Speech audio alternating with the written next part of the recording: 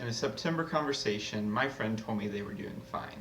I said, "How can I help you get from fine to good?" And they said, "I really think all you can ask for is to be fine."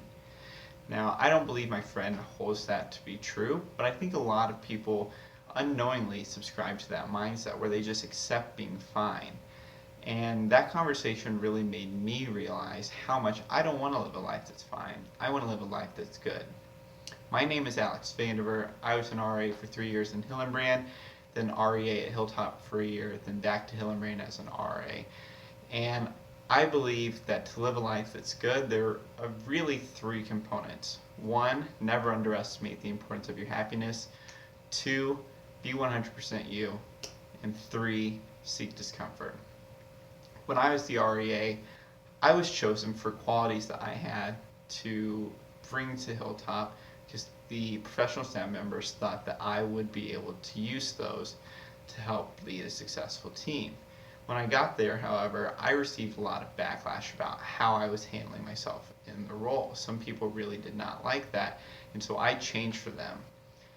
As a result of that change, the people who liked me before lost a little bit of that part of me that they really liked. The people who did like me before still didn't like me, and I didn't like myself as much anymore. And I lost a lot of the happiness that I brought into the year, and that carried on even beyond that year at Hilltop, where it took me a while to get back to a spot where I was just feeling happy with who I was and where I was at. Now, I think a big part of being happy is being 100% you. As I mentioned before, I was chosen for that role because of the traits I already possessed. They thought I would do a good job as I was, and that's true for all of you, whether you're going into your first, second, third year as an RA or you're going to be an REA. You were chosen because of who you are. And so don't restrain yourself when you go into these roles.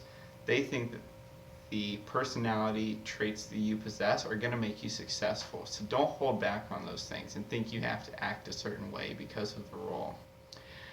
When I went to the Sky Happiness Retreat in November, we played a couple of games back to back, and in the first one I was super engaged, having fun, not worrying about anything other than the game.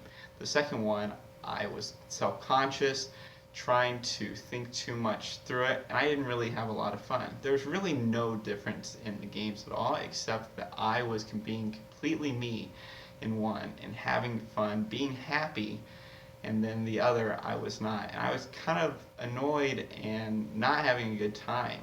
And that really showed me the importance of being 100% me in every situation. In the book, The Perks of Being a Wallflower, a character is telling our protagonist that when you're not being completely yourself, not only are you hurting yourself because you're restraining part of who you are, but you're hurting the relationships that you have as well. If you are in a real solid relationship with someone, they're going to get to know the real you at some point. So by holding that back, you're preventing that relationship from reaching its furthest point.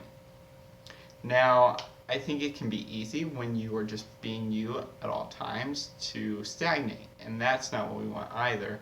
So I think the final part of the puzzle is to seek discomfort. My favorite YouTube channel is Yes Theory, and Seek Discomfort is their motto. They believe that some of the best things in life are on the other side of your comfort zone. And in 2019, I did at least one thing a week that made me uncomfortable, inspired by them, and I found that to be really true. Now, some parts of it really sucked, but there's so many rewarding experiences that I had because of that. So many friendships, relationships that formed because I was willing to step out of my comfort zone, and so much growth and development in who I was as a person, all because I was willing to say yes to things. Now, today I've really covered a few topics. I know I've gone through them pretty quickly, but those are to seek discomfort, to be 100% you, and to never underestimate the importance of your happiness.